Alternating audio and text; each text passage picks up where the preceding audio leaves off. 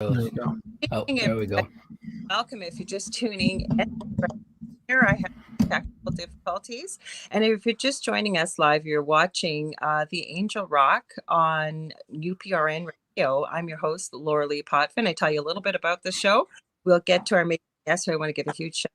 They came at last minute. I really appreciate it because our scheduled guest, kind of work he does, you know what? He doesn't plan what happens, and we'll talk a bit more about that. But if you're just joining me for the first time, The Angel Rock, I cover all aspects of the paranormal or the supernatural, anything, sometimes some conspiracy theory that we got to be a little careful. Also, anything within the paranormal realm, power of the mind, power of positivity. A little bit about myself. I have, first of all, I want to say I have guests from regular fields of all walks of life, and through the work that they're doing, they're making a positive change for humanity. It could be for what they're sharing, what they're teaching, whatever it may be. I also have my partner in crime. He's the host of the Delicious Recipe Tuesday, the Dell.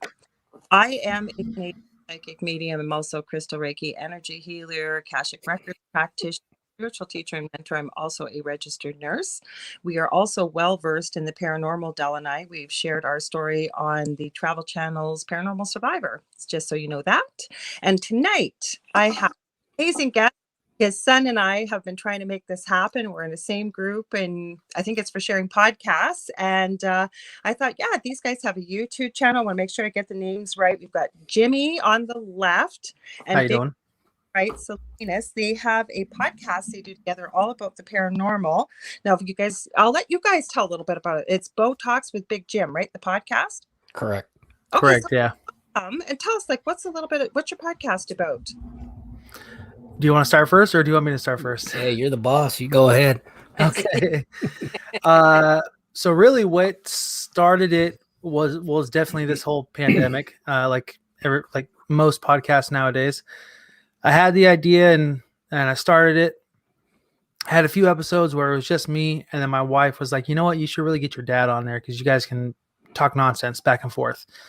So I was like, "Okay, go ahead." Like every time we connect, we call it table talk, and it doesn't matter how long or how short we see each other. We could talk for hours. We're like two pecking hens. We just chop it up. I could talk forever. I do want to remind everybody, I forgot to tell them, we normally have 2 YouTube channels, but YouTube is not happy with us. So we're not a main UPRN channel. We are on the UFO Paranormal Radio channel. Come on over there on YouTube because I keep an eye on the chat and I like to involve you guys as part of the show. We're also streaming live on 4 channels on Facebook, many groups, anywhere where I've shared it, you'll see it live, as well as Twitch. So come on over here because I'll see the comments. I can see it in StreamYard, but I can't. Del can see it as well, and probably you guys too in the chat. But we can't respond to it. But if you come over here, Zach Man's here already, one of our regular subscribers. You found us, Zach. Welcome. They like to ask questions, comments, because I hate when I go to a podcast or a live and I like flying by, even on slow mode, right? But when like, why am I here watching your show? Like, you're just ignoring what I'm saying. And it's like, so I like to involve people when they come. I'm all for it. Let's do it. So, sorry, well, just to kind of continue, but yeah, so we just started talking about random stuff and eventually got to a point where we started talking about people in history, and then started talking about true crime. And then we started doing our own personal ghost stories of him, myself, and our family, and a family friend of ours. And so far, and since then, it's just been kind of going from there. Well, we're going to get to that tonight. I want to give Del a chance to talk. Del, you might as well tell people where to find your podcast too at the beginning here. I'm going to be with you tomorrow night, but go ahead, because poor Del's sitting in the corner there. Yes, you can check me out there on here on UPRN. It's Tuesday nights at 9 Eastern. That's 8 Central for the rest of the people that don't know what Eastern time is. So, and it's the Delicious Recipe, and I talk about conspiracies, mystery, and history, and trying to figure out what the past is, because like what you guys did on your channel there, or what you guys are talking about, is our history is really muddled, and I think there's a real problem with history, even when it goes into looking into back cultures and stuff like that. Like looking in even here in North America, and if you want to go and deal with Bible stuff there too, is that history doesn't sort of coalesce nicely at all, and timelines don't match up. What you have in South America to North America to Europe to Africa to Australia, nothing matches up. But there's so many little mysterious things out there, and even on what I've been getting into is talking about cryptids and like Bigfoot and little people and that through the native cultures in North America. And it's a really strange that this is a topic that's sort of been sort of quietly talked about in the native cultures, but they're well aware of it, that this is going on, and that there's something else out there.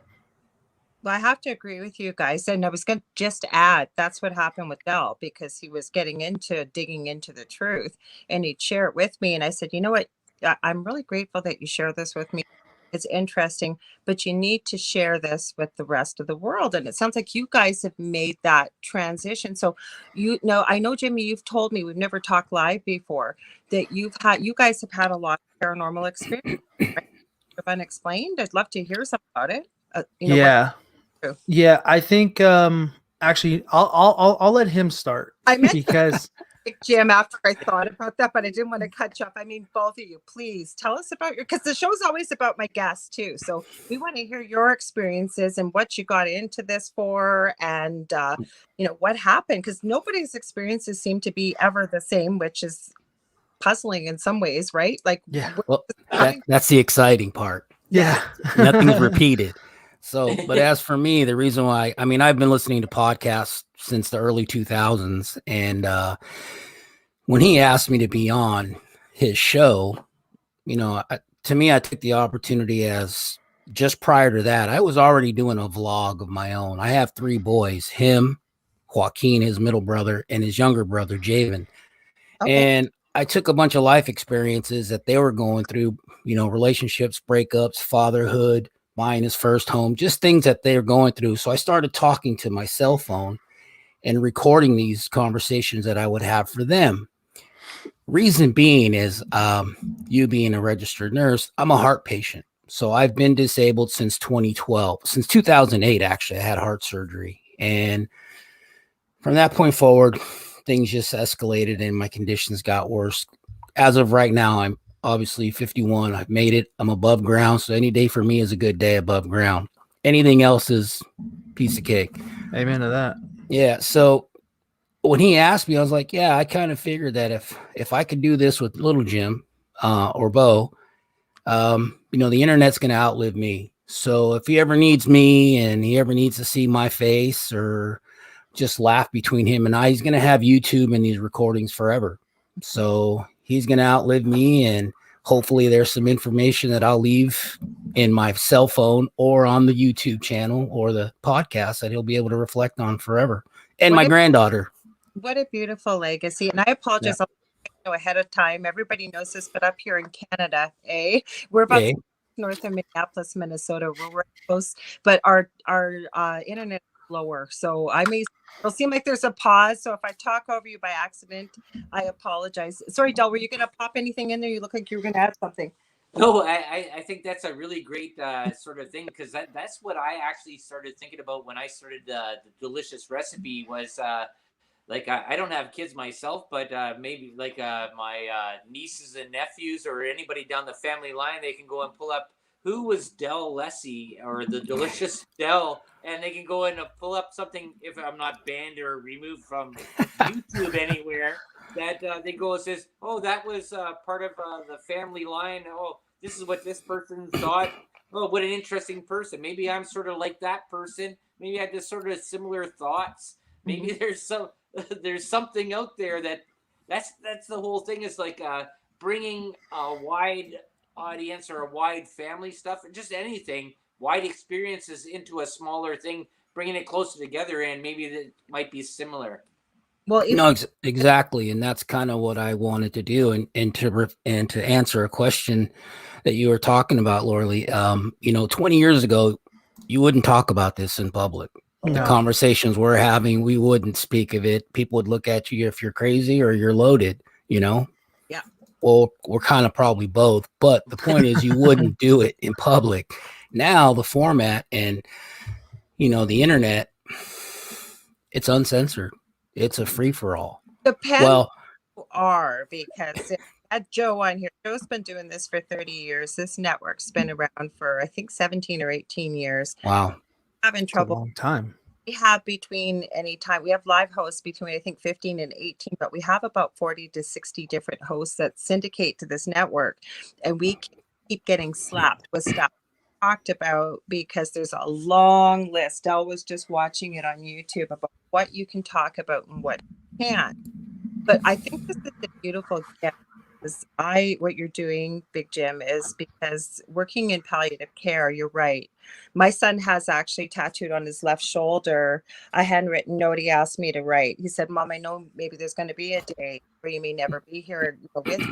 I'll always have you with me, because I'm going to be 56 in August. I'll just turned, you will be 51. So we're your age group. So you start to think about mortality, and especially after what you've been through yourself. Yeah. Well, I'm glad to see you're still here. And what after you're leaving your family? Really? Oh yeah. Yeah. Initially, when I have a ICD, an implant cardiac device. Well, my first device failed. And so I went through heart failure for a month, and the doctors thought I just had pneumonia. So really long story short, I guess it'll be a segue into my first story, which I would say it was a near-death experience. So it was a Christmas around 2012, and I couldn't sleep. So going through heart failure, you're in a lot of pain. Your muscles hurt, your back, everything hurts.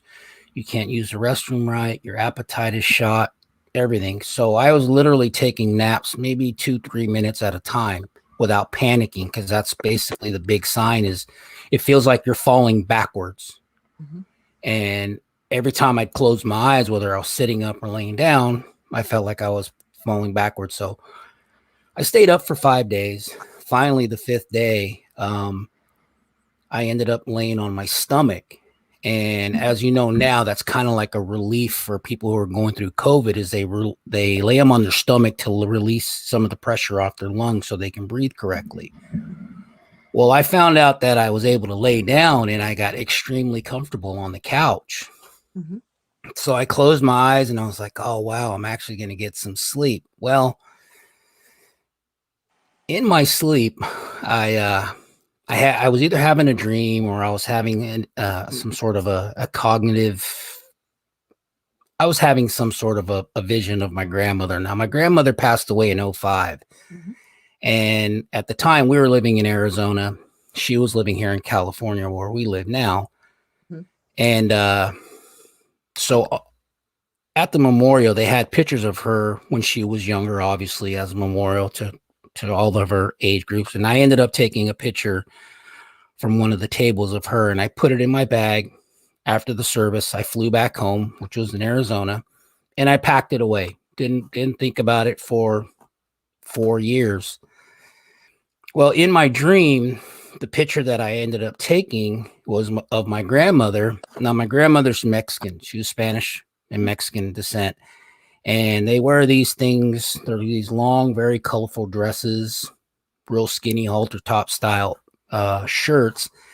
And now my grandmother was pretty rigid. She was pretty much a hardcore lady. She really didn't take too much from anybody. And pretty much? No, she was. Yeah.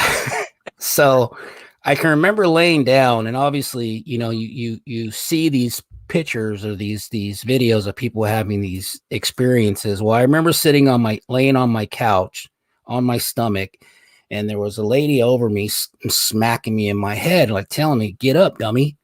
Get up, dummy." Right? I'm like, "What are you doing?" And I can remember telling my grandmother, "Okay, I'll get up. Why are you hitting me?"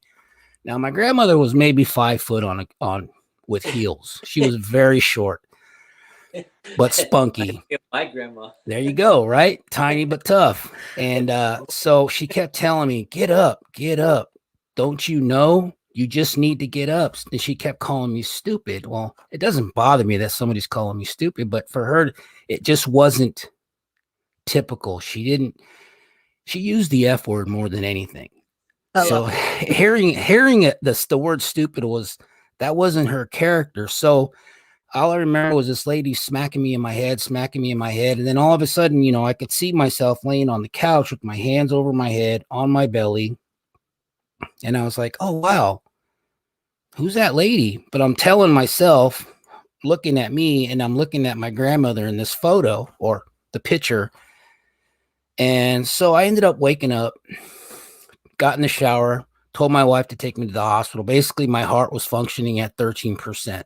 Ooh, wow. So my device failed probably weeks beforehand. So they ended up hooking me up to telemetry, and I had to wait for after the holiday. So I was in the hospital, and doctor came back. He's like, Dr. K. And he's like, dude, I can't believe you made it through that. I'm like, made it through what? He's like, this is your heart rhythmic pattern. And then, you have the upper and lower chambers. So they're in sequential order. I was barely functioning off the upper chambers of my heart. Atrial fibrillation, is that what he told you? Pretty much. My heart had already failed. My lungs were full of blood. I very easily when something, you were lucky. It sounds like that woman who you believe to be your grandmother, and she probably used stupid, knowing that would get your attention. Yeah. Get up. This isn't normal. Like you said, she may have used the F word more often. Oh, yeah. The F word was very common for her. Story. Now you're going to have to talk after this if you're open to it, because the book I'm writing one about our journey with autism, my youngest son, our paranormal experience, and they all interrelate. But the third one is mostly for nurses, maybe some first responders, but I'm getting a lot of stories, or even a story like yours. Something miraculous happened that's unbelievable, whether you want to call it paranormal or a near-death experience. And I've studied near-death experiences for 40 years. I believe I've had one as a toddler. But the thing is that she saved your life, wouldn't you? Oh, absolutely. Mm-hmm. And I didn't know who that person was initially until like I said, my wife convinced me Jimmy was 16. His youngest brother was 2. So I knew initially if something would have happened to me, he would have assumed the role of being a father and, taking care of his mom as well. And I didn't want that. So I came home back to the Bay Area is where we live. So unpacking all of our boxes, and we move into the house that we moved into, and we're unpacking. And one of the boxes I opened was, boom, the photograph of my grandmother in that dress that I now keep. I keep on top of my bed right over my head all the time. So whether she's my guardian angel or my savior, I'm going to say yes to all that. But you're right. She had passed away in 05, 04, 05. And just out of nowhere, she saved my life. Yeah. And another thing, I worked in construction myself since I was 7. So I kind of get the idea of what the gentleman was talking about, not being hungry during work hours. Yeah. And so what happened initially with my heart is I caught a tooth infection called bacterial endocarditis. Mm-hmm. And that basically saved my life as well. And I say that because I was born with a heart defect. 2 of my ventricles to my aorta were fused. Mm-hmm. So instead of having both chambers, instead of having the 4, I had 3. Well, the endocarditis infiltrated the heart and I got sepsis. Mm-hmm. So I didn't know what it was. I had the chills. I was sweating. And we lived in Arizona, and it was June, and I was freezing. It's hot in June. And I'm cold as hell. I had to sit in my truck, turn on the heater so I could break the chill. Well, I ended up in Arizona. They're full of super hot, dry heat and scorpions. Oh, and snakes. Scorpions, spiders, brown recluses. And our chat is we tease him. He's our resident whiskey and cigar guy. So we're in a host chat. We got another paranormal host, Michael Angley. He always says, Zach, if you're in the chat, what would you recommend for a cigar and whiskey for the situation? So we're like a big family here. But you're right on. That's awesome. Something wasn't right, because no way you should have been feeling that way. And you got the damage that you do because it sounds like from the tooth infection. Right. Saved your. That is something that we would call a congenital heart defect that killed you, and they would never have known about it, right? No, would have never known it. But and then during all the MR, because they didn't know why my blood cells were so elevated, my white blood cells. I had some sort of a virus. They did the HIV, cancer, AIDS, every viral test they could, and they couldn't figure out what was going on. Your heart Yeah. is the main cause, I would. Yeah, so the heart was the issue. I had an infection of vegetation, and it was basically like my heart was just turned into Swiss cheese, the aorta valve. But talking about, I was doing some work for a lady. Her name was Bobby. We'll just call her Bobby, and she worked as a hospice nurse. And this goes to intuition. She was a hospice nurse for like 25 years. I had already been doing work for her off and on. And at this particular time, I had to go hang some ceiling fans. Monday morning, I go. We knew each other by first name basis. She always left the door unlocked for me. I'd knock and then I'd come in. Well, at this particular day, I knocked. She opens the door and she looked at me and she's like, "There's something going on with you." I'm like, "What do you mean?" She's like, "There's just something. I've been working hospice my entire life, and I know when people are ill." And I'm like, and that, mind you, the day before is when I caught the chills and I didn't know what was wrong. I was like, "Bobby, I don't know. I did have a cold maybe." She's like, "No, there's something going on with you." Well, about 2 hours later, I'm in her attic doing some rewiring for some ceiling fans. And then hospital called me. He said, "I don't know where you're at, Mr. Salinas, but you need to stop what you're doing. We're going to send an ambulance to you.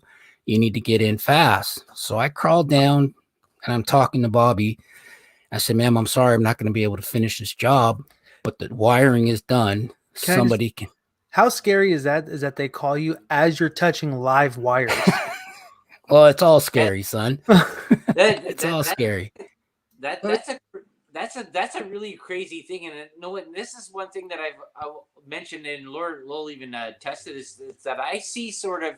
I'm not saying that I see this, but I pick up on energy, and I relate it to colors. I don't relate it to anything. So when I see somebody, I sort of like whether or not they're BS or they're happy or they're whatever. But Evil. This lady, as they're going up there, she notices and says, "I pick up on your aura that you're not Exactly. well," and right. And then you just kept on going. I'm going to do this, and then all of a sudden, "Hey, yeah, you got to go to the hospital right now." Yeah. So when you came down the ladder, she said, "I told you so." It's exactly what she said. She actually did. She grabbed my hand, like, because I was telling her at the time I had a flip phone. So this was how long ago I had a flip phone, and I said, "Bobby, I just got a call from Thunderbird Samaritan. That was a hospital in Arizona." Yeah. She's like, "I knew it. I told you I saw something around you and I didn't like it this morning. And unfortunately, I never went back to finish the job." Mm-hmm. And I actually never went back and spoke to her again. But she was right. She had the intuition, like you said, as a registered nurse. You have that instinct after a while when when somebody's going to pass. Right. It's your color. But I want to build a little bit on what Del said. I will attest to this. And I haven't listened to him in the past. Okay. He has never been wrong. And this color system does not follow. Blue means this, purple means this. When you see it, he has his own color coding and he will tell me. And I'll say, "No, you're wrong about that person. Like, I've never seen this." He has never been wrong. Yes, there's many nurses that are in the field that I would call myself being in a light worker or a healer. Mm-hmm. And I'm a doctor. I don't mean that, but like with energy and stuff like that. So yes, we do develop a sixth sense. That's what's going into my book. I realized I didn't finish that. Is stories of the miraculous things that nurses on the job that we see. I can tell you, being a night nurse, I used to work on a cardiac step-down unit. I worked critical care, people on telemetry. We had chemo. We had everything. I just gotten out a report. I used to have 60 patients, and the other nurse would have 60 patients, and we were both new grads. We both graduated same university. Okay, I listened to a report, and I hear, and at that time I didn't know it was my guides. And I hear, "You need to go to that room immediately." And it would have been the last room I checked. It would go down the right-hand side, go all the way around, I walked in there and I watched a poor gentleman keel over in cardiac arrest. We weren't able to see him, but the thing is to walk in at that second and hear that. And there's so many experiences like that. I'm not the only one. And I think as nurses, yeah, and I think women, not just all women, I think all of us have this, whether you call it your gut or your intuition, but especially as a nurse, you start to develop that sixth sense, if you will. You and she probably saw also a little bit about your color, because if it was your heart, I'll bet you probably just a little bit, your lips probably just had a little bit of a blue ring. Never mind that she said the energy, she could feel your different. So that makes sense. Sorry, Del, something else you wanted to add? Poor Jimmy, we haven't given him a chance to talk. Well, this is so interesting. I love the part there. You got the family there dealing with or putting out this podcast. What is the podcast called again? Botox with Big Jim. Yeah. So this is great, and this is what I like. We talked about this at the beginning. Is that putting something down there that's out there, and hopefully it doesn't get destroyed by the powers that be. But I think there's a lot of stories that are out there that are really, really interesting, and I think a lot of people can see maybe that's happened with them or with a family member or something like that, and they can relate to. That's very true. Since him and I started doing this, I get a lot of phone. I have 3 sisters, and out of the 3 of them, 2 of them are probably empaths. One of them has a huge instinct.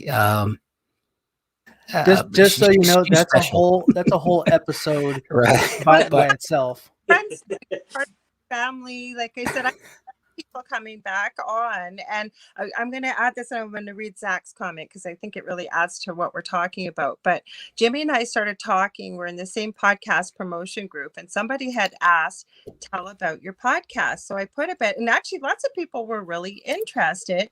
You and I started talking. I will tell you, Jim, first thing Jimmy says to me, or do you go by Bo or do you go by Jimmy? I can go by Bo. I can go by Jimmy. It's either. And Jim, so people don't get mixed up, if that's okay.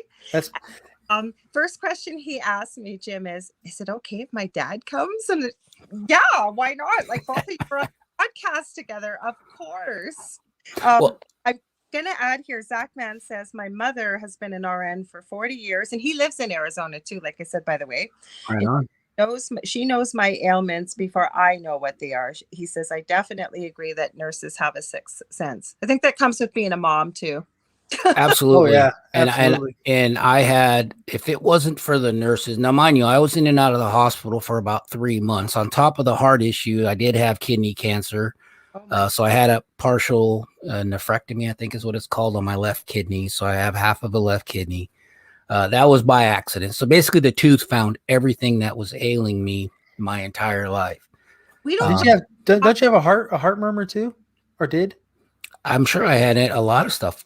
If I had a say is we don't normally talk about all these medical issues when we're going to talk about the paranormal, but it was important to start with that because it just shows people think there's coincidences in life. I have to tell you, Jim, that's not a coincidence. All those things. There was far too many things. All fell into one. You're meant to be here.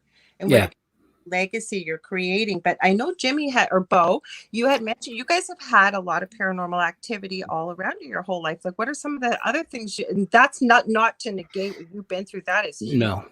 You want to tell yours? Yeah. So just to kind of go off of what he was saying also, and actually what you just said about coincidences. So we eventually moved back to California. We're living in California now for, I don't even think we were here a full year when we were living in the house. And I actually told this story on one of our previous episodes. But we had a toy that was sitting on top of my TV in my room. At this time, that toy was a giraffe from Madagascar 2. Okay. And in that movie, the giraffe plays a witch doctor. And he's a very big germ freak. So he's always telling people, you look really sick. You should go see a doctor. That was David's character, wasn't it? Yes. Mm-hmm. So that phrase is on that toy. And like I said, I had it on top of my TV, which was my youngest brother's toy at the time. And I remember laying in bed one night, and like he had just mentioned, he was feeling much better. He was doing better. He was looking good, not feeling sick at all. And then out of nowhere, this toy just starts speaking. You look really sick. You should go see a doctor. But it said the same phrase over and over and over for at least 3, maybe 4 minutes. You look really sick. So finally, I got tired of it and freaked me the hell out. I threw it out of my room and threw it into the front room. And about, I'd say, less than a week later, he was back in the hospital with his heart issue. Yeah, my device is a battery. My ICD implant is a battery. Well, I didn't realize at the time, and I don't recall any of the doctors telling me, hey, you have a 5 to 6 year expectancy on this first device. So if you hear anything, well, I didn't hear anything until this particular night, like he's referring to. There's a giraffe. Oh, I'll let Del tell this story. There's a reason why he grabbed it, but I'll let him tell you when you're. Okay. So I'm laying down, and mind you, I'm laying down, and I hear the beep. I hear a beep coming out of my right side. So I'm looking, I'm thinking I'm laying on my cell phone or something. I'm like, what the hell is that beep? And then I hear a vibrate. There's a beep and then a vibrate. I'm like, what the hell is that? And then all of a sudden I feel this tingling sensation on my device is right here. I don't know if you could see right here. And I felt it. I was like, what the hell's happening? So I had to look. I went and got my book, my Boston Scientific book. I'm looking at it, and basically what happened was the battery ran out, and I had 36 hours to get it replaced. 36 hours. Yeah. Freaking insane. Positive spirit around you I want to talk to you about, but I want Del to share this story because we don't have the crazy activity we had. Like Del's been thrown 15 feet across our kitchen in our old house. It is crazy, but I'll let him tell you what happened. He grabbed this for a reason. So you go ahead, Del. Yeah, no, when he mentioned a toy, that was then all of a sudden like, oh, I know it's underneath the dog toys that are over there, but we just had moved. We had a crazy experience that happened at the last house that we were at, and we moved into this new place where we are right now. And this is really weird is that where I am right now, I'm sitting here on the couch looking here, and this is, I thought about the toy. And Laura was sitting just across from me on the other side there. And as I got up to go and let the dog in from the screen door, I noticed down the hallway that points to the front door, this little toy with these little flimsy legs standing up in the middle of the floor. And Shut up. As it's standing up, it goes like this, and it goes, and it falls over, right? It just falls. I get back to work. It just boom, folds over. And I go to her, I go, did you just see that? And I go, the boy that just stood up and took, it can't stand up on its own. Like we literally finished each other.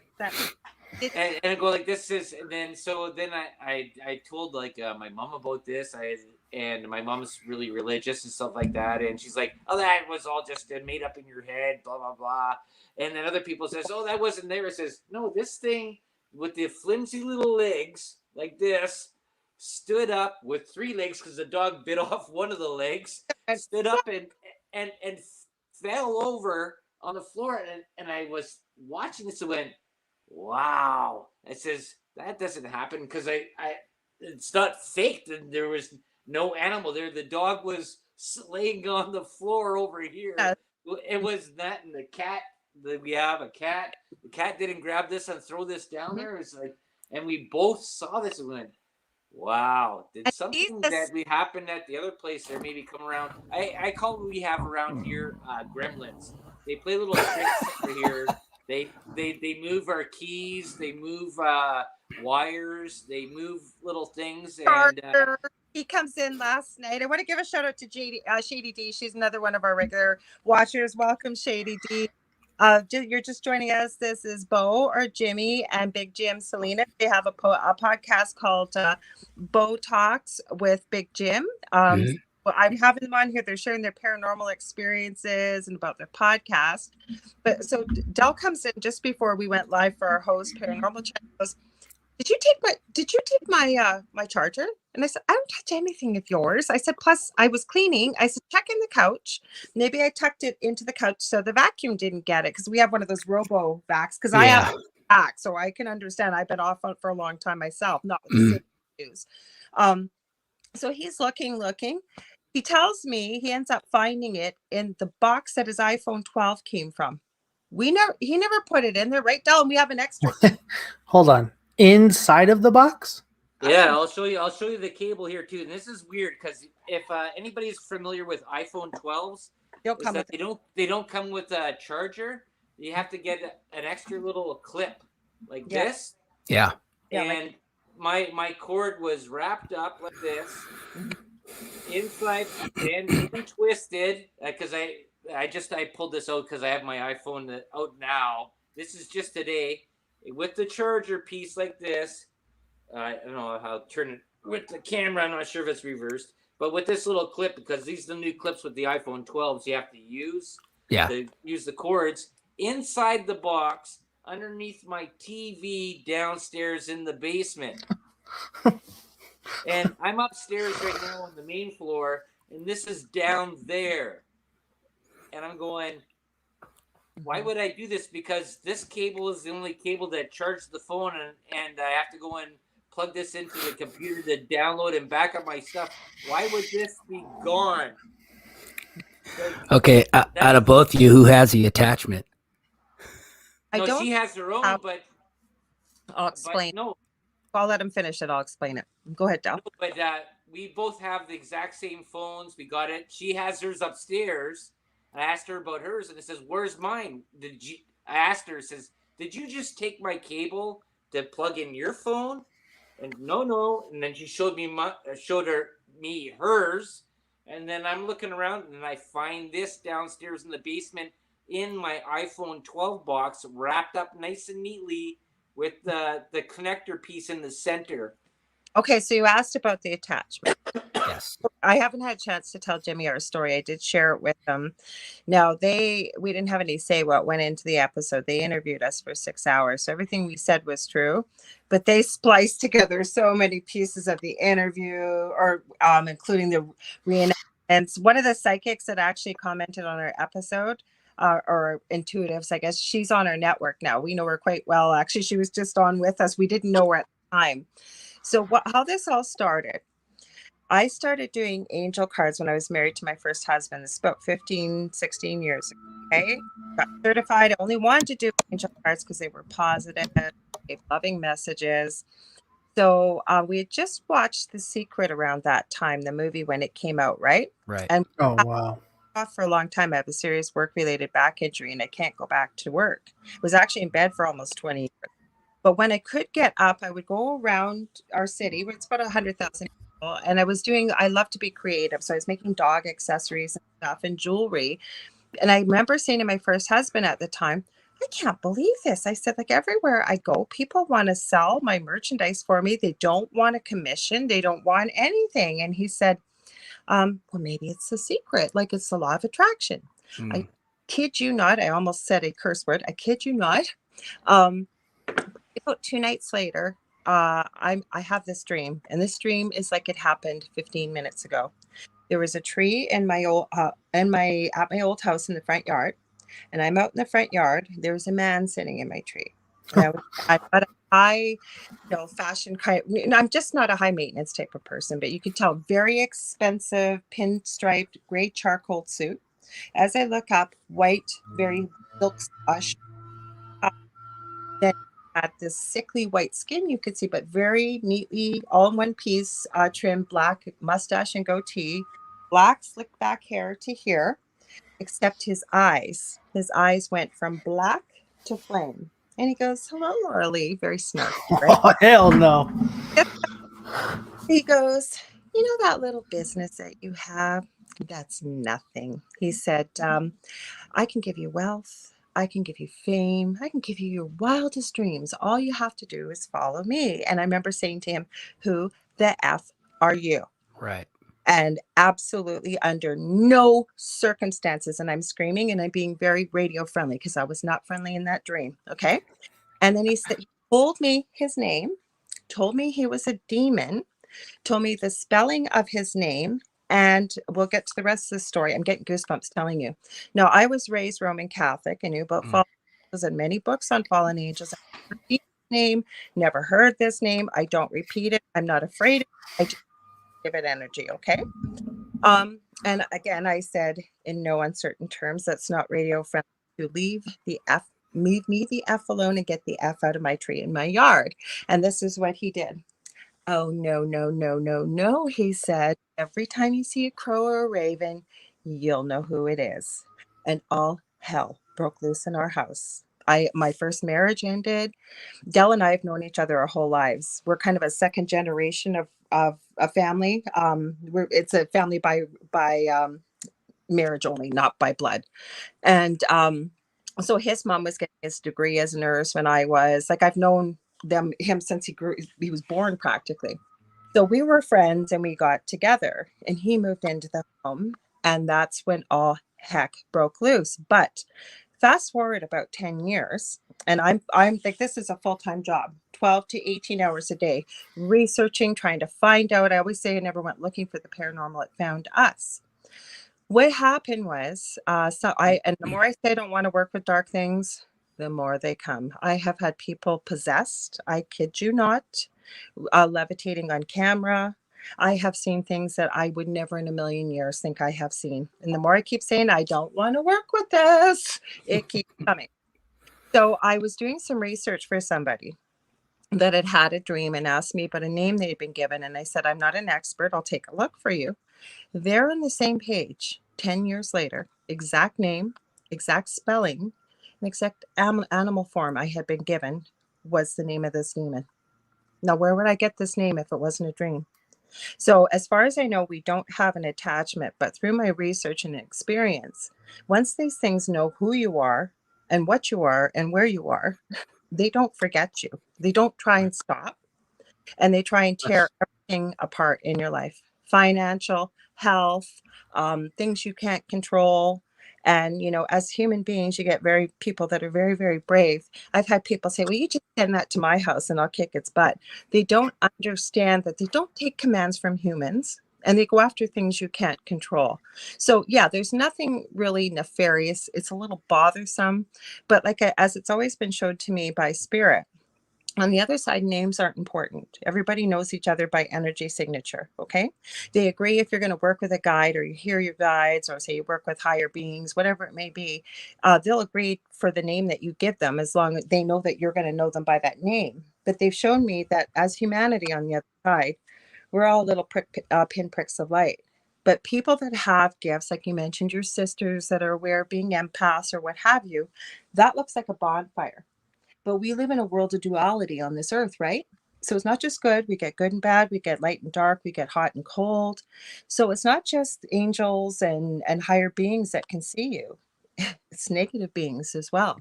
Yeah, right. Effectively what the energy is on this planet. And I'm not getting all woo-woo. I'm going into science here. One of the laws of science is, right, energy can neither be created nor destroyed. It can be transferred from one place to another. We are energy. Everything on this planet is energy. Our words, our thoughts, our emotions. So it was a long answer, but I don't believe that we have an attachment. Dell has gifts. Both sons have gifts. But again, it's like a bonfire, right? Like, right. Why did I have this thing come to me to tempt me? And I ended up, how it ended in the dream was I called on Archangel Michael. And I'm not super, super religious. I don't subscribe to any particular religion. I consider myself highly spiritual, as does Dell, and believe in God for our higher power. But I called on Archangel Michael. There was this brilliant flash of royal blue, silver, and white. I woke up in a sweat, crying and shaking, and I'm not a crier. And that's when I broke loose. So it knows who we are. Would it like us? I've been told many times that the ultimate product would be my son with autism, because he's so innocent, being, autistic, and we're in the way. Yeah. And my mother, his grandmother, feels the same way. Unfortunately, Jim, I don't know if you know about it. He's type 1 diabetic. No, I don't. And he's type 1. He was diagnosed at 7. And his younger brother, my younger son, is type 1 diabetic as well. And it doesn't run in our family at all. any part, but maternal or paternal. And, my mother's side, the maternal side of the family, they believe they have, well, it's not necessarily practicing Santeria or Brujeria, but it's definitely some sort of satanic. It's something, whatever It's it is, something. it's something. But it's definitely can't something explain it. my grandfather has, or that I'm told that he had dabbled in. And my mom really believes that there is a family curse, or say, that is why my boys are sick. Okay, that's an interesting question, because that's what I wanted to ask you, Bo and Jim there. And there is that since you've become public and doing your show there, has people in your family come out to you, or both of yous, and said like, hey, we've had similar occurrences or something? Oh yeah. For me, I'm sorry, you want to go? No, go ahead. Oh, for me, my eldest sister, I'm the oldest of the four, but my first sister, we've always talked about this like two little kids. It was her, my mother, and myself growing up. My parents divorced when I was 5. They're still in the fam. I mean, I still in contact with my dad. He has another family. Everything's great step parents, the whole 9 yards. But as we were growing up, we always talked about something that's followed her. That's been since she was about 8 years old. And since we started doing this podcast, absolutely, I've had nephews, I've had cousins, I've had other family members, friends of people, friends of it. Instead of talking to me like, "Hey, you remember the story when we were kids?" It's more like I listen to your guys' show, and they'll add to it. Recently went and visited my sister, and she told me a story about something that happened when we were younger, and it was something that she had remembered just by us telling our paranormal and supernatural type experiences and stuff that we went through. She's like, "Oh, do you remember the old lady that lived next to us in Oakland?" And at the time, we lived upstairs from a department store. It was a standalone department store. And we lived upstairs. We were divided by a rooftop, and there was another restaurant with another apartment on top. I'll try to make a really long story short. Well, there was a couple that lived there, an elderly couple. The husband was an alcoholic. He ended up dying outside on the street, real busy street. The wife was left alone. She was elderly, and she ended up getting locked in her kitchen. Oh, wow.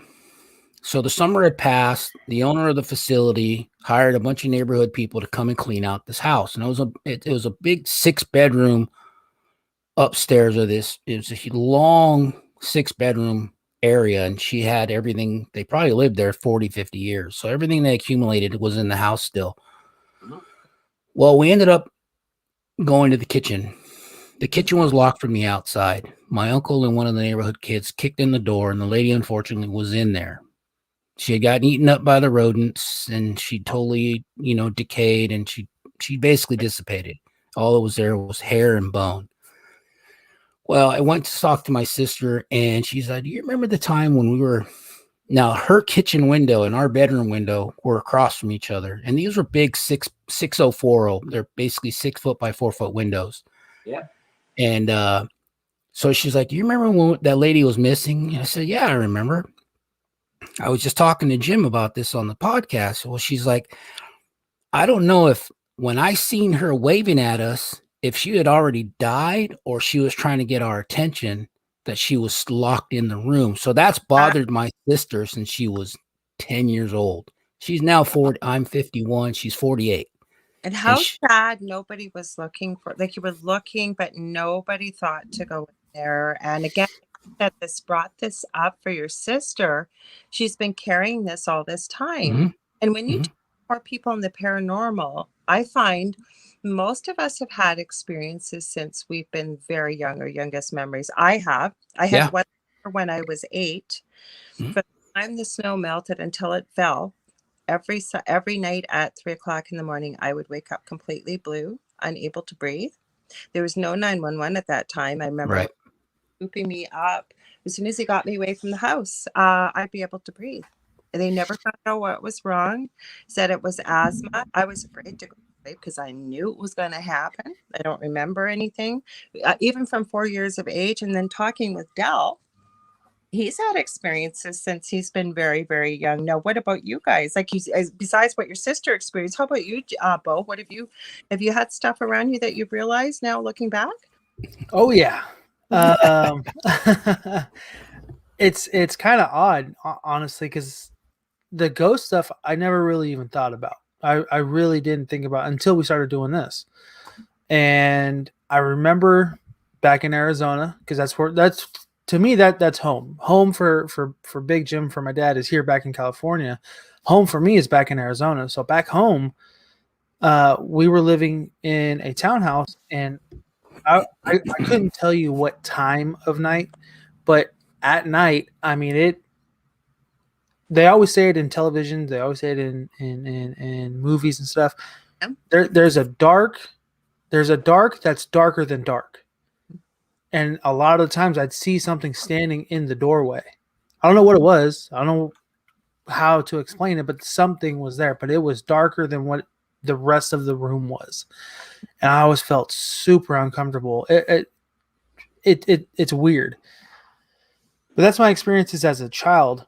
I never really experienced anything really until coming back to California. Back home, we'd always hear, "Oh, don't go to your aunt's house. If you get in trouble, we're going to send you to your aunt's house. There's something with her." And I always thought it was a joke. I always thought people were just being silly and just trying to play pranks on us kids. And I remember we had, again, just moved back, and we're all staying the night at my aunt's house. My youngest brother, Javen, was very young, very small at the time, so he was able to sleep between my legs. Him and I were sleeping on one couch. And what ended up happening is I'm laying on this end, so this would be the left side. He was sleeping on the right, and I distinctly heard footsteps coming down my aunt's hallway. Now, if anyone who knows us and knows this hallway, that is by far one of the scariest hallways you'll ever be. And it's not a huge, long, ominous hallway, but it is ominous for sure. Mm-hmm. And I hear on wood, on hardwood, footsteps coming down the hall. Everyone's asleep. It's probably 2 a.m, 3 a.m. My mom and him are on the floor sleeping. My other brother is on the other couch. There's several other people because we just all had a party. Excuse me. And then I hear these footsteps, and I remember waking up and thinking, okay, someone's up. They're probably going to go to the bathroom. The restroom's right there. And then I hear glass moving. Breaking? No, I hear glass dishes. Oh, dishes. Okay, gotcha. Glass dishes moving. And I'm like, okay, so not to be silly and funny, but my mother is a late night snacker. She will wake up in the middle of the night, eat cereal with her eyes closed, and then go back to bed. Love you, Mom. Love you to death. Hey, it happens. So I immediately thought, okay, maybe it's my mom eating a snack. And I happen to glance over, and there's just enough light from the outside to where I could see his head and my mom laying next to him. And mind you, I didn't hear any doors opening. I didn't hear any doors closing. And people are not people, but I still hear those dishes. Mm-hmm. And by this time, I'm probably maybe 18 years old, 19 years old. And I'm like, okay, this is maybe, is this what my family's been telling me about this whole time? And then I hear moving, and then walk, but heavy walking, almost like a guy, like a large man is walking down the hallway. But again, no doors closing, no doors opening, no lights. Yeah, nothing. Nothing. That is creepy. I do have a question for you guys and a comment. So, I'll do the comment first. So Shady D says what she believes what you show was darker than dark to me is an absence of being. You do not want to get near that. I've seen it and it's terrifying. I have pictures of that from my old house. Believe me, you just know instinctively. And then Zach wanted to know, what part of Arizona did you gentlemen live at? He said, we first moved into Glendale, 59th and Northern, and then we ended up, I bought my first house over on 32nd and Peoria. So Peoria and Phoenix and Glendale is where we live. Yeah. Del, did you have any questions at all? I don't want to leave you out here. It's just one thing that I've been noticing a lot. There was talking with my neighbors and stuff like that, and I'm part Aboriginal, Métis, and stuff like that. But looking at a lot of stuff that deals with the native culture and stuff like that, that they deal with a lot of spirits and stuff like that. And you guys are down in Arizona, and they're in California now. I know, but in Arizona, when some of this stuff is happening, and if you go back into history, and this is a lot of things that I go into, is a lot of history in that is about some native tribes dealing with dark magic and stuff like that, skinwalkers, weird witchy stuff you call. Would you assess any of the stuff there that might be something that was around the area that attached itself to you guys? Yeah, I got a funny story. My brother and I, we were working out towards Scottsdale, and there's a bunch of reservations out that way. And one of them particular, there's a back way into the reservation. And at the time, like I said, I had just bought my first house, and I wanted to make a barrier in front. So we go to get gas. I noticed the fence was down. I'm like, hey brother, we're gonna go over there. And we're gonna get these big rocks, and they're probably like 100-pound boulders. Mm-hmm. And he's like, that's native ground. I'm like, yeah, I know. What about it? He's like, okay, whatever you want to do. So long story short, as of about a year ago, he's like, you know what, Effer? He called me Effer.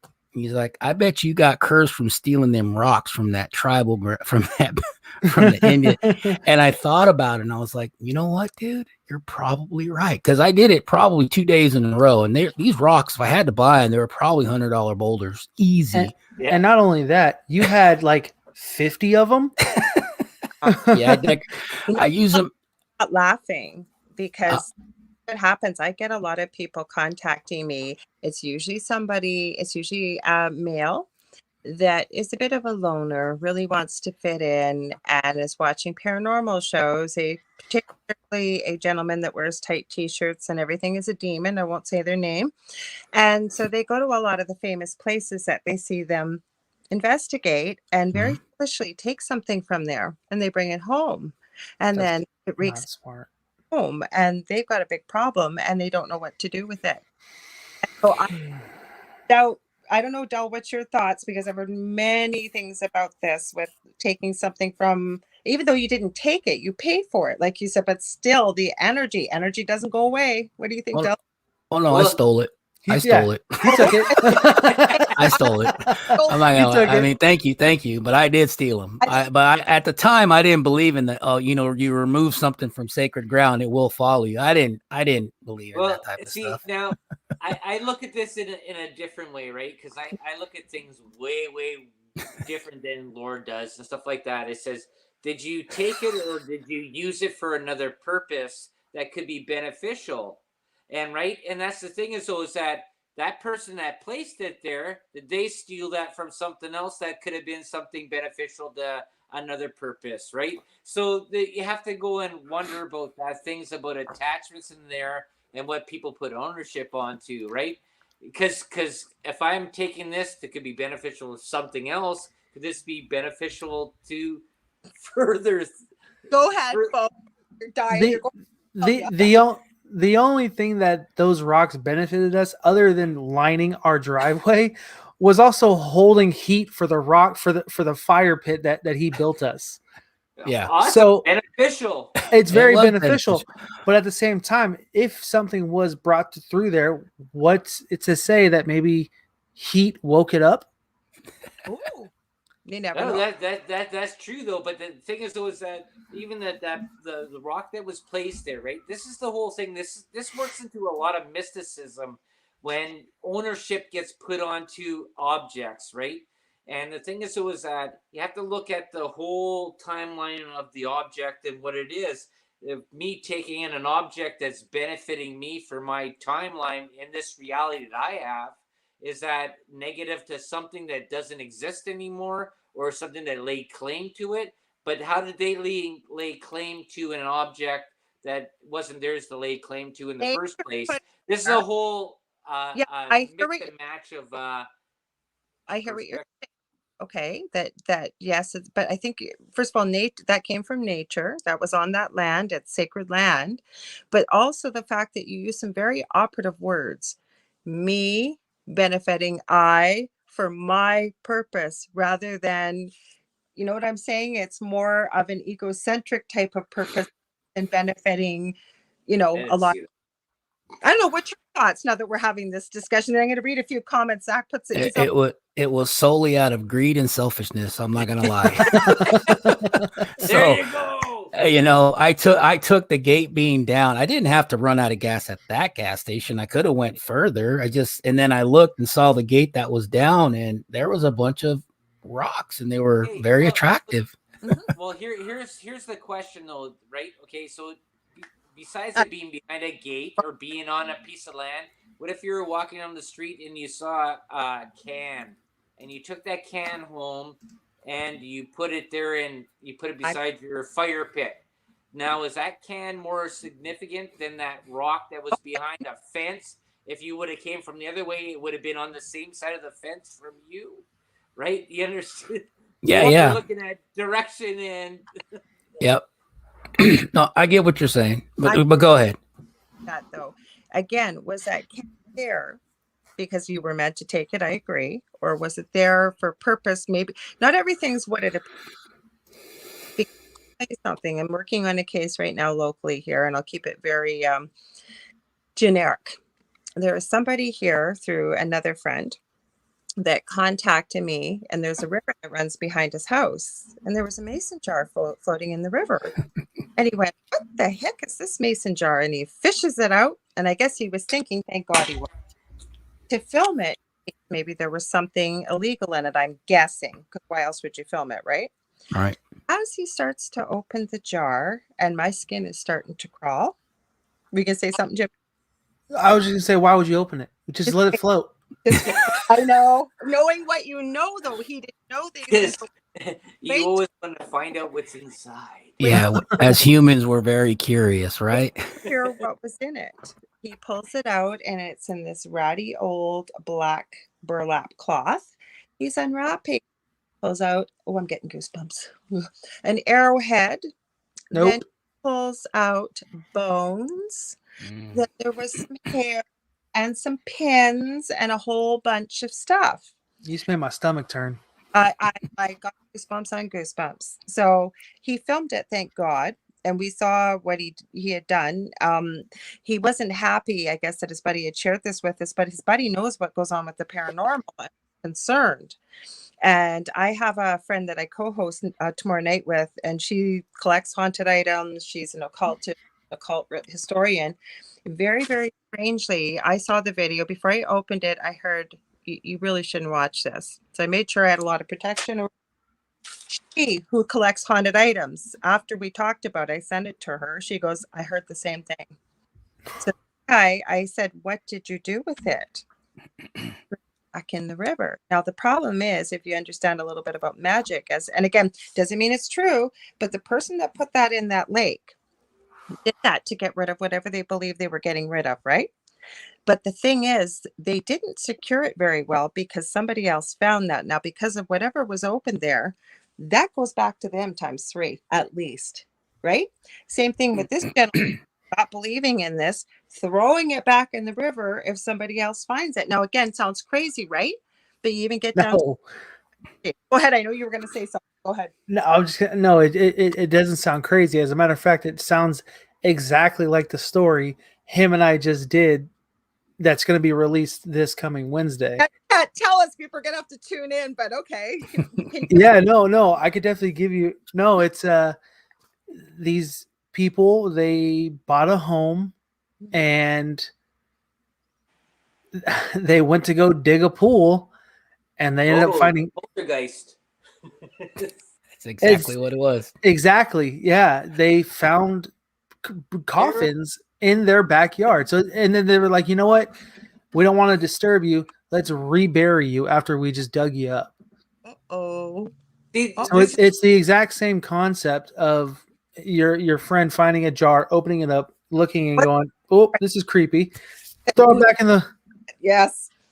None of my, I hope, would do something like that because most of my friends are within this field. But when we do something innocently, not like you did with the rocks, right?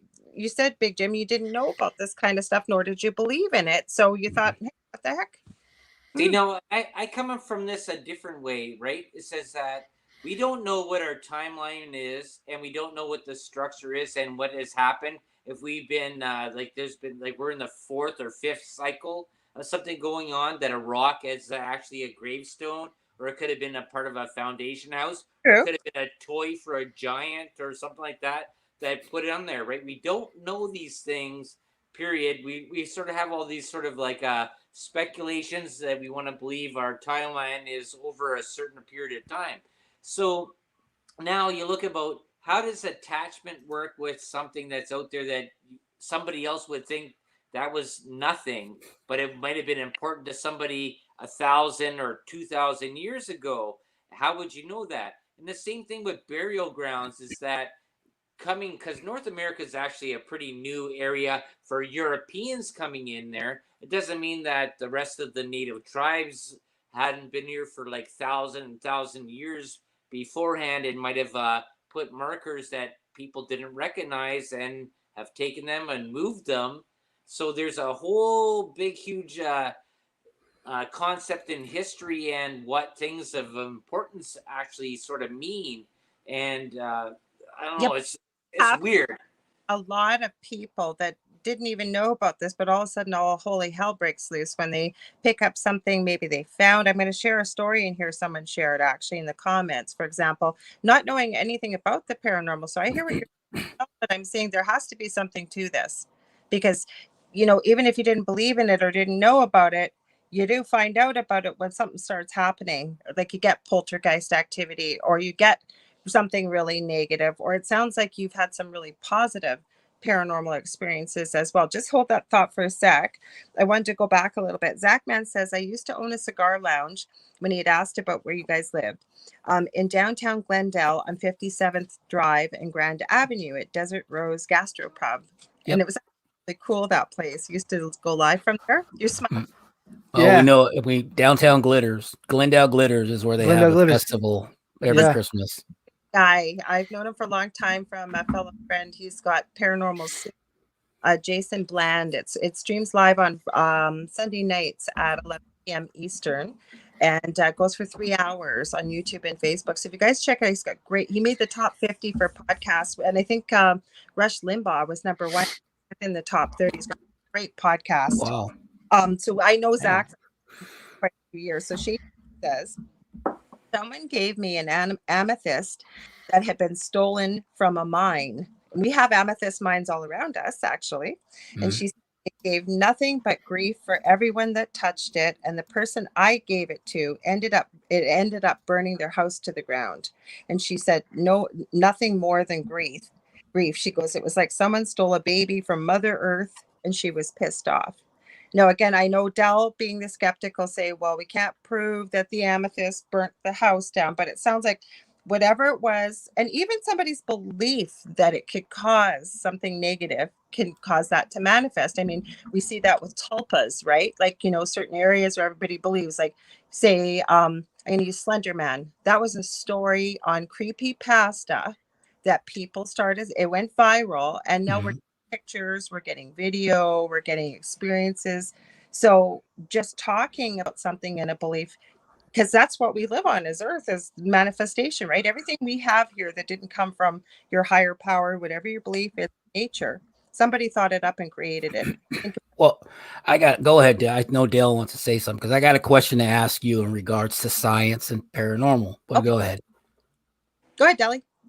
Well, no, it says, okay, no, what's your question? Okay, like I was saying, when I was in the hospital, I was under a lot of medication. I still take beta blockers. I still take medication.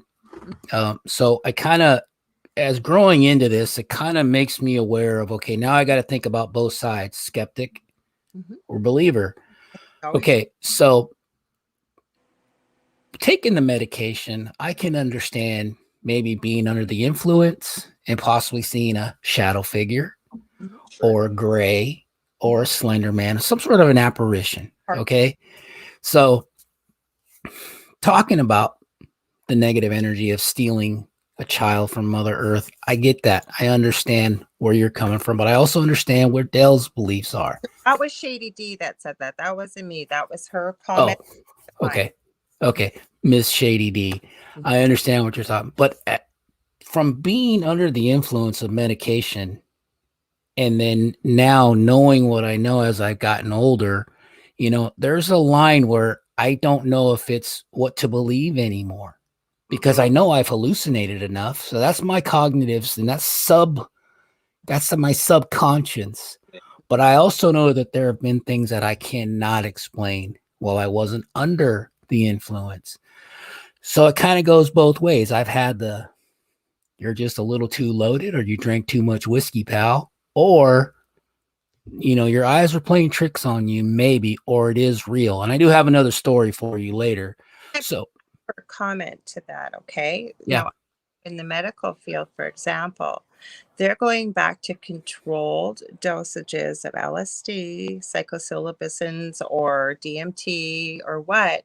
They're finding that they're making progress with mental health treatment, PTSD, and things like that within a week or two under a controlled dose in a controlled setting, whereas therapy, if it might even work, and medication may take years and years. So my point is, when we're under the influence, and we all have been here, I'm sure, probably, I know I have, I know Del, I like to have a good drink every now and then. You didn't want to see us here on the air on New Year's Eve. It was quite you don't want to see us on New Year's. But the thing is what I'm saying, does it maybe really remove those barriers that we have, that logical monkey mind, if you will, that we think controls our whole process in life, is kind of steps out of the way, and we're more open, and those shields aren't in the way. Those things were always there. We just would have said, nope, that's not there. It's a trick of my eyes. No, that's my imagination. Do you know what I'm saying? Yeah. I mean, I'm stubborn by nature. I'm a Mexican. You guys call them gremlins. I call us Mexicans. But don't go there.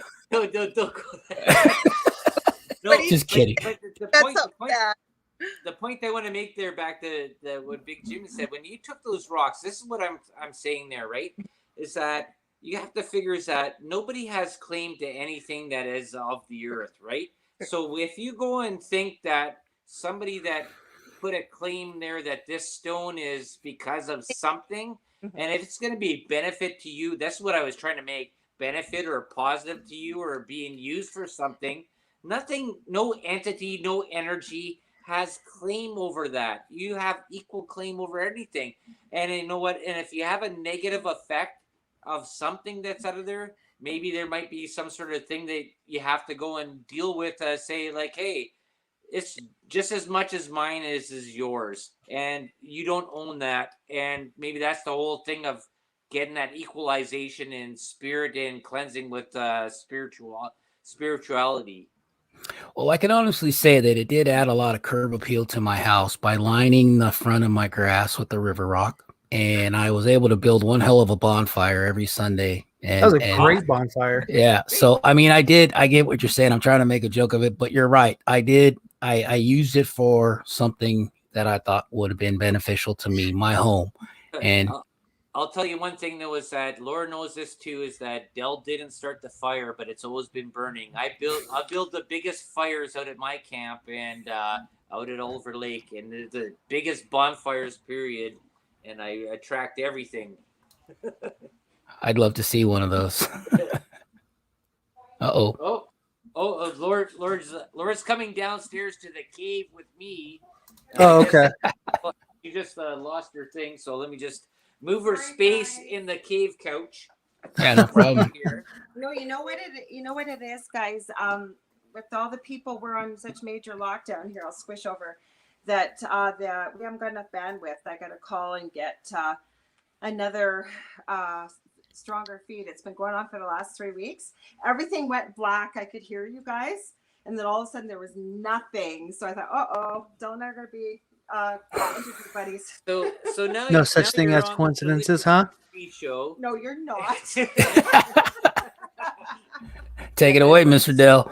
I've been circumvented this show now. Now it's the Delicious I'm Recipe. just gonna go like this. We don't usually do this. This is special, you guys. We only had to do this last week on Friday. Yeah, that's Yeah. true. Yeah. So, anyways, out of this whole part there, so we've talked about the spiritual aspect that you've both experienced. What else have you experienced during your show over all the episodes that you've been putting out there? Okay, I could take. Let me go ahead and lead on this one. Okay. I believe we could share our screen. Yeah. I don't know Oh. if you can, Jimmy, because we've tried it with StreamYard. I don't know if it'll let you. Try it and see. Okay. If you want to show something, send it to me, please, and I'll send it to Joe because he can probably put it up for us. Absolutely.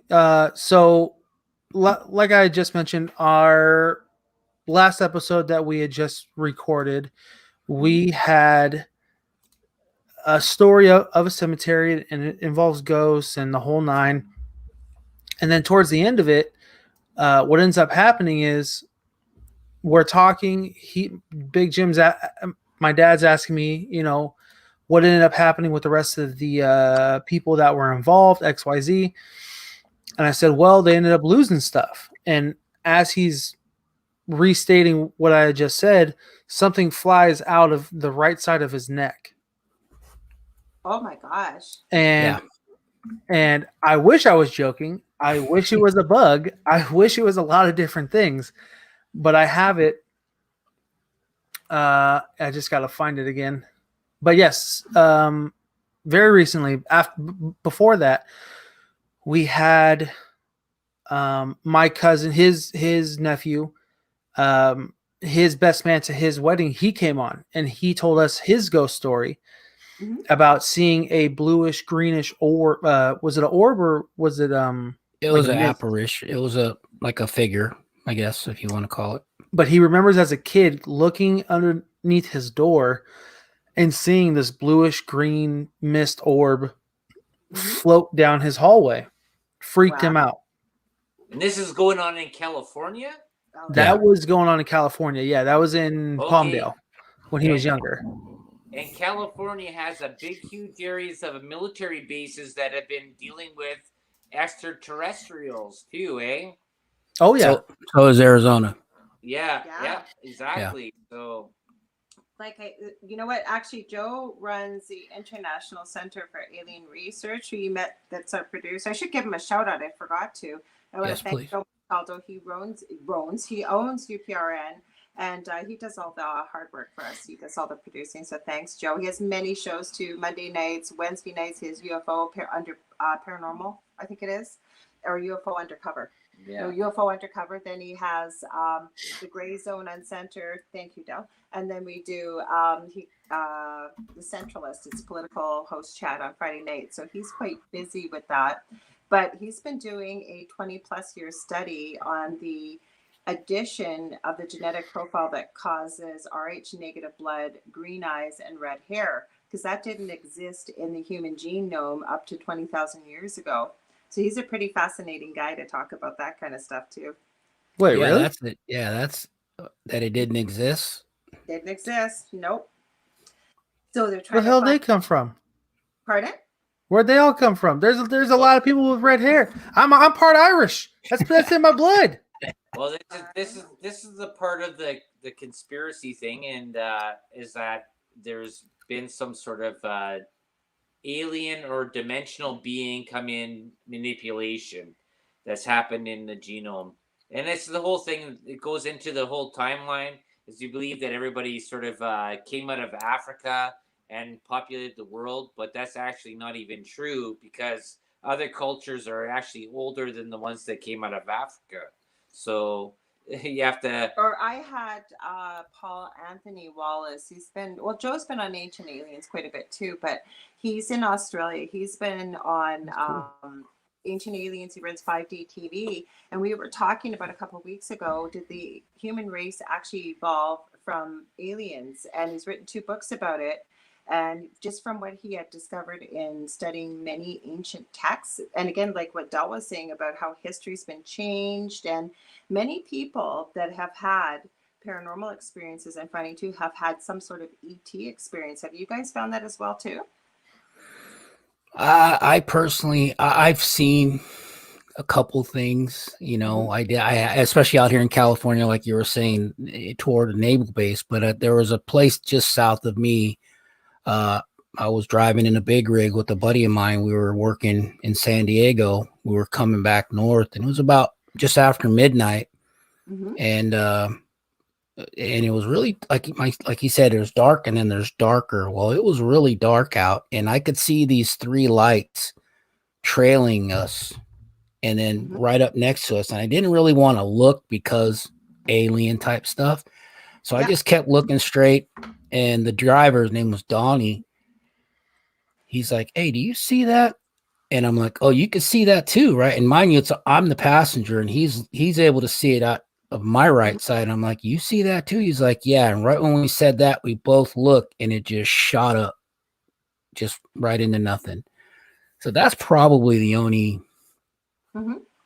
type of a extraterrestrial thing that I've ever seen that I would say that was probably extraterrestrial. Yeah. But other than that, no. I'll see if this pops up and see if you see this is weird. Yeah. Whoa. That's blue-eyed Polynesians that are over there away from North America, away from Europe and stuff like that.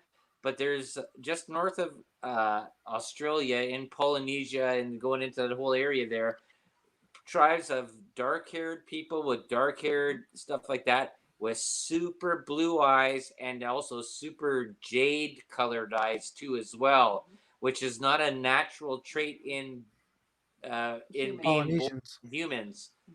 And so that there's hundreds and hundreds and hundreds of pictures, and these are like before filters, right? Yeah. So you know, like I said, you know what though, I always say, here's another one if you can see that. I can't see it, there's too much light. Blonde-haired black people. Well, yeah. Oh, I see that one. Yeah. But you know what? I always say this, that the more I find out about, sorry, I'm moving the camera. The more I find out about this world, the more I feel smaller than a one-celled organism, because the vast amount of knowledge compared to what we consider to just be everyday, regular life, right? Yeah. Yeah.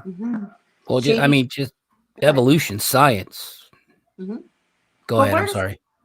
Like Rh negative blood, and anybody that's a woman that's been pregnant has gone for an Rh negative blood test because they have to check you for it. Like my mother is Rh negative. I also have an ET type experience.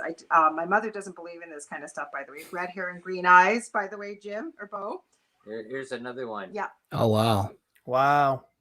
I've seen just stunning, or the green eyes. But the face is right, very attractive face too, but the eyes are not a natural. That's not a dominant color eye thing that would ever be there, right? Yeah. And this is like if you want to go into genetics and all that stuff like that, it doesn't even matter that somebody might have snuck up and swam onto the island and injected a little bit of sperm in there, but there's a huge amount of population. Rh negative blood. It came like my mother is Rh negative, red hair and green eyes. Okay, so my brother is. I'm going to be 56. He'll be 55 in November coming up, right? No, 50. What do you call me, 55 my next? Brother. Oh, okay. He knows my brother. He's younger than me. Like everybody knows he's younger than me. Knows my brother. Anyways, when my mother was pregnant, she didn't have a problem with me, but as with each subsequent baby, I guess there was no shot to counteract that. So my brother almost died, right? But that's why they check every pregnant woman for this nowadays, and it's about the 4th or 5th month of pregnancy, and it's called a ROGAM shot. So they give you that. Otherwise, it's oversimplification, but it's like the body recognizes the baby as an invader, and it attacks the baby, and it'll cause a woman to miscarry. Right. But where did that come from? Like, we never had that before, so it has to have come from somewhere. It's called genetic GMO foods and stuff like that. Yeah, back then, 20,000 years ago. know what's going on there today, and I'm not going to get into this whole pandemic Well, stuff Shady there. D says, I know someone who is O negative, 6'2", green eyes and red hair. He's also a Taurus. I don't know what that's right. supposed to Well, mean. the thing is, though, that there is outliers out there. That's true. That you have, what do you call them? Freaks of nature that sort of outdo the regular population. But when you have a whole culture of people that are different from everywhere else, and they have traits of eye color that is not Existent in any other population, that seems like there has to be some sort of manipulation that sort of goes on. There has to be something that. Well, that's just okay. We're theory. getting away from the paranormal, but Yeah, I could sit and listen to all this all day. Yeah. Is it an evolution or what Well, is it? just look at New Zealand. Have you guys ever looked at New Zealand and the Maori tribe and stuff like that, and the eye color that's there, and their body type that is different than everything else, and they were supposed to be a separate tribe from everywhere else? And No. It's interesting. Look into New Zealand Maori tribe and their. Well, there are other interests. Isn't so much history. It's true crime, right? You guys talk also. Oh yeah. Yeah. Podcast, right? Yeah. Okay, so I got a question for you. Sure. Have you guys ever run across a true crime story, like just wait, that has a paranormal element? I can think of one, the Chris Watts story. What do you guys think of that? Now that is phenomenal. The police body camera footage. Have you guys seen that? Oh, yeah. Like the cops go in there with the police dog and they're looking in the girl's closet and you hear a little girl giggle. The dog heard it. The police cam picked it up. They're picking up the little girl behind the cop in there. You hear EPs and them saying, "This is our house." And the little girl's name is Cece. And she goes, I think the other little girl's name was Bella. And she goes, "Cece, come play with me." And it's Shanann, I think was the way you said her name. And two little girls, Bella and because it was Cece, and she was pregnant with her only boy, Nico. Her husband murdered all three of them and hid their bodies.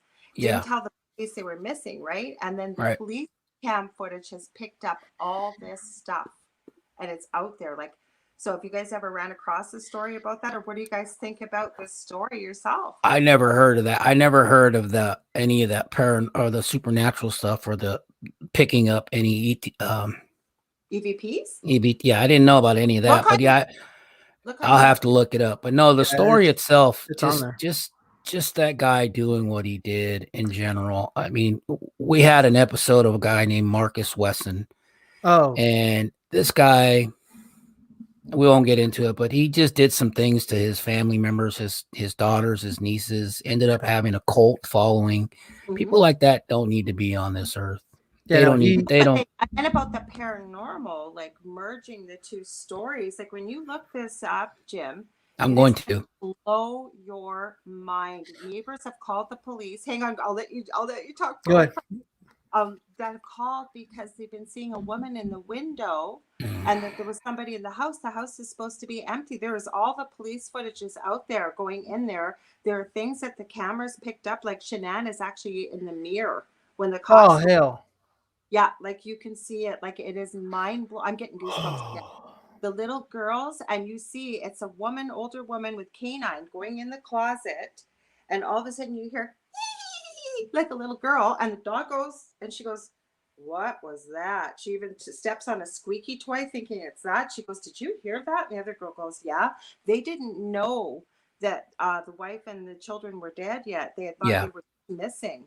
It picks up, I think they said they thought it was Cece standing behind the police officer in her, I guess, paranormal form. They never picked it up. The cameras did. That's why I was asking, have you guys ever merged these two things together? They're terrible stories. No. But it gives credence to the fact that we go on forever. We haven't merged the two, but I'll even take it a step further with that same story. Mm-hmm. And I just saw this recently myself. And I'm sure some people may have seen it too. Lorilei, I'm sure you may have seen it. But also when it shows the officer talking to Chris, and he's in his neighbor's house, right? There's a preview on the TV, and me and Big Jim watch the show all of the time, but he's never seen the documentary on Netflix yet. Yeah. And on there, on that screen, before the neighbor pulls up his security footage camera, there is a picture of a fetus, and then on the fetus, it disappears into black oil, and then it goes to a ground and then a skeleton. That's how he killed. That's where he ended up burying his wife and children. Mm-hmm. He dumped the kids into an oil well and then buried the wife outside. Mm-hmm. Yeah, no, I haven't seen or heard any of that. Mm-hmm. But the thing It's a trip. Shows up like this and you don't pick up anything sad or anything maliceful or anything like that with the wife and the children. Like it's like they're back in their home, they're happy, they're like going on with life in spirit. There doesn't seem to be, like I said, any hate or anger or malice. It's just so odd that they have shown up in so many places around this home, or like you said, Bo, on the neighbor's television set. There's a really good channel I like to watch and I reference quite often on this show, is particularly, and the one we co-host tomorrow night, Tripping the Void. And this YouTuber is called Nuke's Top 5. I don't know if you guys have ever seen him. Nuke's Top 5, no. He's in Norway. He has to be from North America from the accent. But the reason why I love him, he's a skeptic, and he gets videos sent to him from all over the world. And all he does is he puts them out there. Like in those, actually, he did cover something in the Watts family as well. But there was something people had thought that the little girl was playing in the bedroom while the neighbors. Yeah, I saw that one. Yeah, he proves that it was actually the neighbor's little girl. But what he does is he shares everything, and the channel it's come from, and some of this stuff is crazy that comes in. And then he says, is it all an elaborate hoax? You decide. He never tells you what to think. But like the Middle East, he's had like jinn caught on camera. I kid you not, one guy's in this house and he's finding these scraps of paper. And he finds one that looks like it's like covered in, like it's red, like blood. As he goes to touch it to open it, the floor lights on fire. And I kid you not, these are actual video footage things that he will debunk. And he tries to debunk before he shares it. I'll send you it, Jimmy, the channel. You guys see what you think. One of the guys, actually, he made the top 2 list, and he's a friend of mine, Rick Wade. And he went and he was at a party, a wedding, and he had gotten permission. He was upstairs because he is actually a psychic and medium. He kept hearing a little girl, I believe it was. So he went upstairs and he just started taking pictures and video. And you see a little girl twirl by on the outside of the camera in a party dress. And so he actually God about that. Mm-hmm. Yeah, so they're real. That's the scary thing for me is when it involves children. Like my mom, going back to the house that we had just moved into when we first came back to California. At the time, me and my dad were living in Arizona still because I hadn't graduated high school yet. Okay. But my mom and my 2 younger siblings were living at the home here in California. Right. Dad, correct me if I'm wrong, but Joaquin was at school and Javen wasn't even home, right? What story are you referring to? The baby. Oh no, your brother wasn't there, and yeah. So both of them weren't home. My mom was the only one home. Either she had just got done putting a load of laundry into the wash, or just got done doing dishes.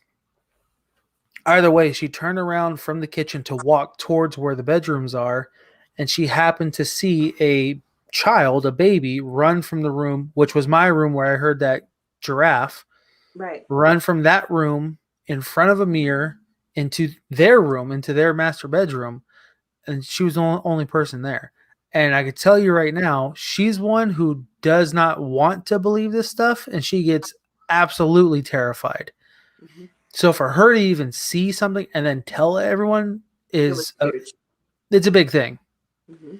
Well, that I think that comes into a big picture of people that want to believe or not believe or whatever, that they get in this thing is that because they grew up with whatever their religion or their thoughts of stuff is, they don't want this to be actually true and they discount it.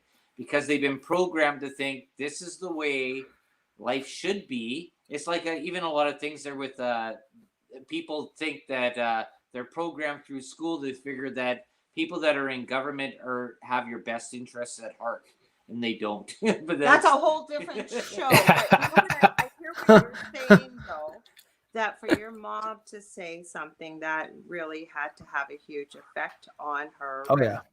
Mm-hmm. So now that are you guys still in the same house, or is you, Jim, that's in the house and you're living on your own now, Bo? Yes, yeah, I'm living on my own now with my wife and daughter. Oh. Just purchased my first home back in November. Mm-hmm. Congratulations. Yeah. So Thank you. Having any paranormal activity, or how about you, Bo? Are you still? I'll let him answer. Yeah. So far, nothing. Mm-hmm. Hopefully. Oh no, I take that back. Okay. I take that back. When we had talked to our good friend, your nephew, my cousin's best friend, Brandon Yamaguchi, we hadn't even really started the episode yet, and I'm sitting. He's just starting to talk about his story, and something behind this green screen fell, smacked it, whatever it was, but it scared the hell out of me, and it's all recorded. The only difference is that you couldn't see the green screen because I had something on there. Okay. But it's loud enough to where you can hear it, and it's extremely loud. And then as of recently, like I said, I think I even sent you the video on Messenger. Something flew from him after we were talking about a ghost story. Oh, okay. So you sent that to me. So you know what I might do, if you're okay with it, I said I'll upload it to where I've been sharing it, so the people know. Absolutely. And then they'll want to come and look at your podcast and this episode. We are almost out of time. It's 10:47 my time here. We end about 10:55. So what about you, Jim? What are you experiencing still in your home? Up until the last episode we were recording, I hadn't experienced anything in a while. And it goes back to my wife. You know, she is extremely afraid of what she can't determine, which is real or not. And the best thing I could tell her, just don't give it the energy. Just don't think about it. Yeah. Yes. Don't think about it. Don't give it the attention. It's not a being to where you're not gonna reprimand it. But at the same time, don't give it any attention, whether you think it's something coming from my family or something that we have here.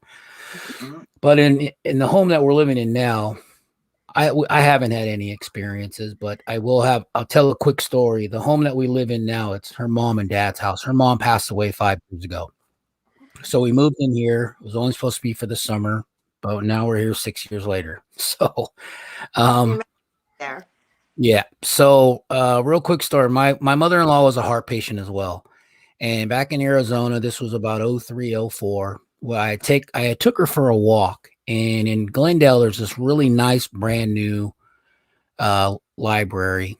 Now, coming from the parking lot, going east to the street, there's a World War II memorial, which was basically the SS Arizona, the ship that started Pearl Harbor, the bombing of Pearl Harbor. So we walk up to the memorial, we're looking at it, and it's a bronze tree, and every leaf off the tree is a soldier's name. So we get there, we're talking. Are they frozen? No, still here. Okay. Still here. So we get there, there's a gentleman, and she just had heart surgery, so we're walking slowly. We get up there, she's talking to a gentleman that's in a walker, and he's really upset. Basically, he was a soldier that was supposed to be on the ship at that time. And he ended up having to go on shore because of some sort of an appointment. Are you frozen, Jim? No, we're all here. I don't know. We can hear you okay too, Big Jim. Okay, yeah, I'll keep going. Good. I'm just listening to the story. Okay, that's fine. So they're talking and they're consoling each other because she's upset and he's upset. He had basically survivor's remorse. He felt like he should have been on the ship with all his shipmates. Yeah. So we're talking, we say our goodbyes. Now we're walking from the curbside where the memorial is up to the parking lot. It's about 50 yards. We're walking really slow. The gentleman is in a walker. We probably had a good 25-minute conversation with this guy, and he's telling us every soldier that he can remember telling us a little story. We're walking up the hill. We turn around to wave goodbye to the gentleman, and gone, disappeared, as if he wasn't even there. Now, mind you, he couldn't walk to the north or south of this block because it's Arizona streets are extremely wide. Right. And this was a fairly new, and you can see Arizona's real. There's no overhanging wires. So you can see the sky, blue as night, blue as day, clear.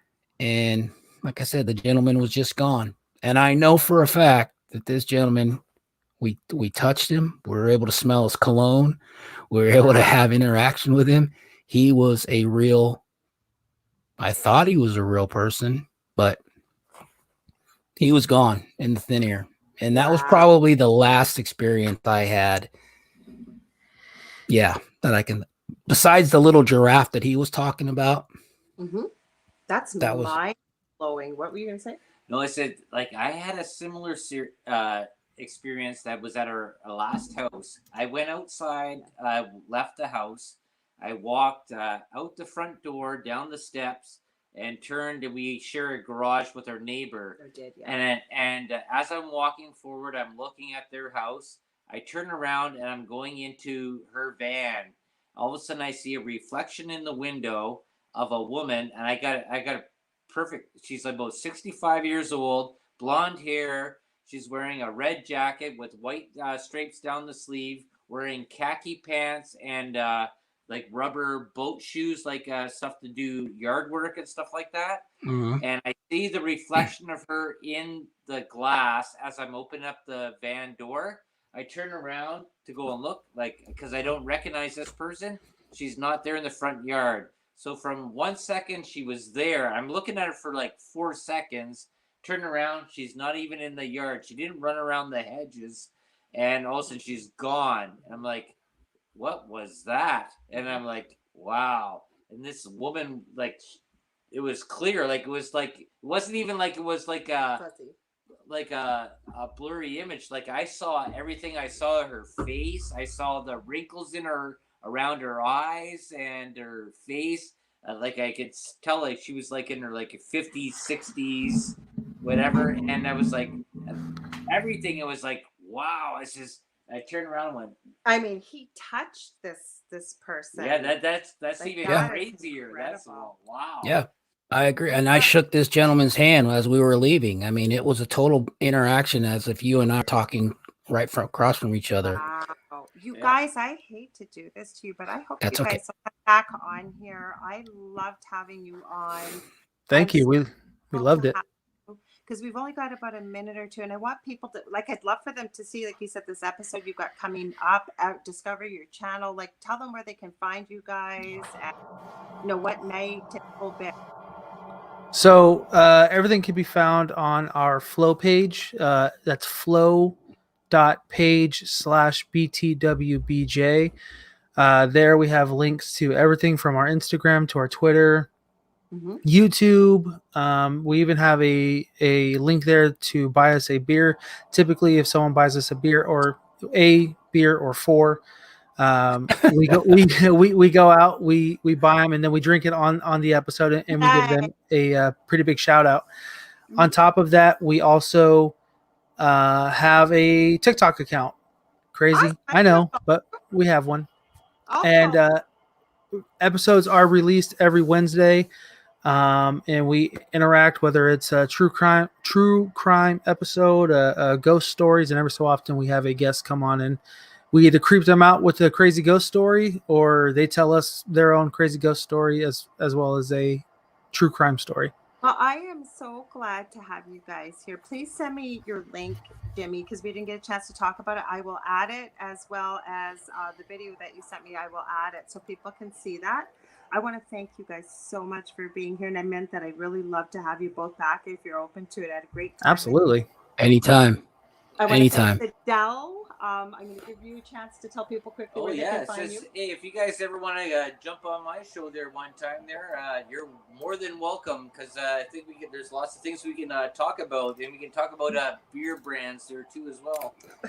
So it's on Tuesday nights, because I'll tell you that. I want to tell you guys, we'll be back next week with the Angel Rock. I have a new author coming. I think we're going to be talking about past lives. Tomorrow night, I will be back with my partner in crime and bestie, Seraphine Hurley, on Tripping the Void from 9 p.m. to 11 p.m. Central, 10 p.m. to midnight. I don't know what we're talking about. You know, we talk about all kinds of things and go all around the world and back again. Usually the paranormal or something crazy and creepy. Deli, you can find him just before us with a delicious recipe, which I will be joining him tomorrow night. So that will be from 8 p.m. to 9 p.m. Central, or 9 p.m. to 10 p.m. Eastern. I send you guys all so much love, light, and gratitude for being here wherever you may be. And I look forward to seeing you next week and tomorrow night. And you guys, thank you so much. Thank you. Anytime. Appreciate it. Thanks, Dale. Thanks. Awesome.